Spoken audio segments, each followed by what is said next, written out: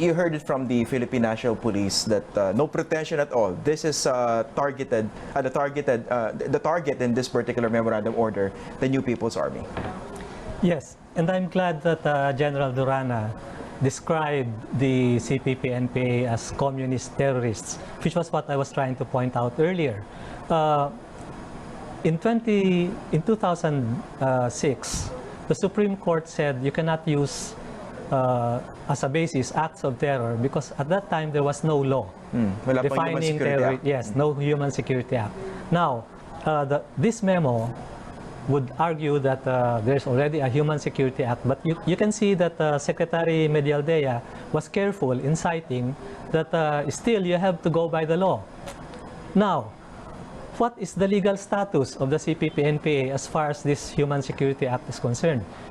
There is a declaration by the President, Proclamation 374, December last year, declaring the CPP-NPA as terrorists. But that does not make the CPP-NPA legally as terrorists. Because there's an ongoing prescription case. Yes, you need a prescription case, you need a court order to do that.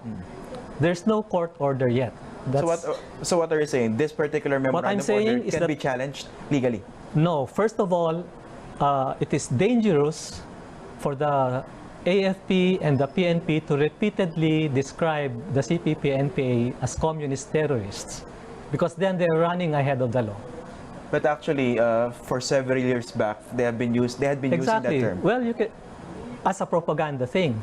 But now you're talking about a memorandum which is describing what legal steps, what law enforcement steps they have to take against these so-called perpetrators of lawless violence and acts of terror. So now that it is included in the memorandum order by the President, do you think this should be challenged?